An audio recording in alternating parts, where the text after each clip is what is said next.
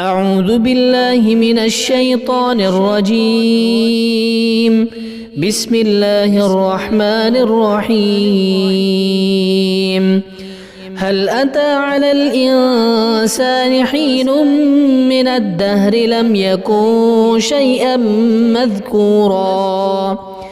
إنا خلقنا الإنسان من نطفة أمشاج نبتليه فجعلناه سميعا بصيرا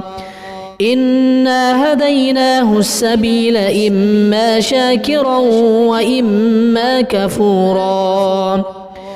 إنا أعتدنا للكافرين سلاسل وأغلالا وسعيرا إن الأبرار يشربون من كأس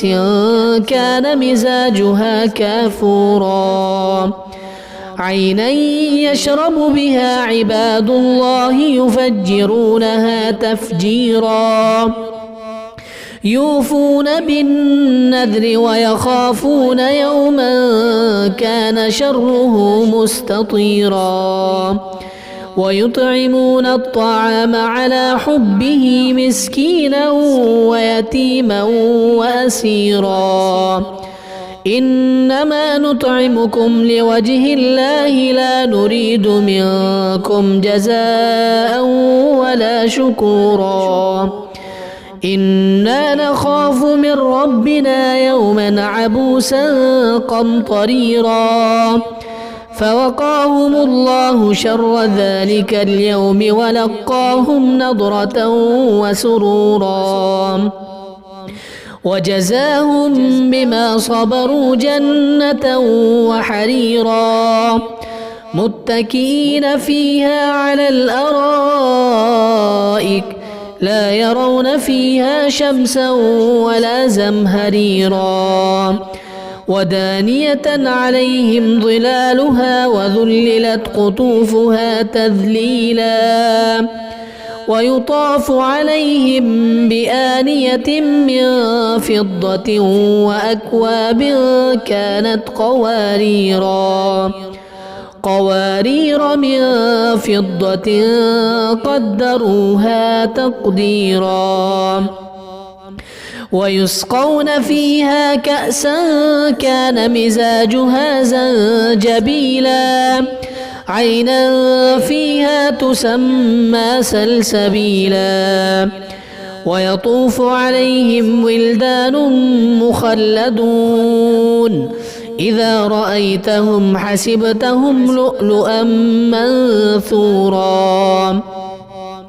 وإذا رأيت ثم رأيت نعيما وملكا كبيرا عاليهم ثياب سندس خضر واستبرق وحلوا أساور من فضة وسقاهم ربهم شرابا طهورا إن هذا كان لكم جزاء وكان سعيكم مشكورا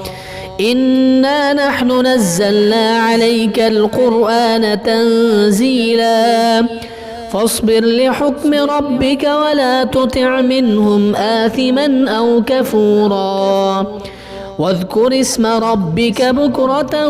وأصيلا ومن الليل فاسجد له وسبحه ليلا طويلا إن هؤلاء يحبون العاجلة ويذرون وراءهم يوما ثقيلا نحن خلقناهم وشددنا أسرهم وإذا شئنا بدلنا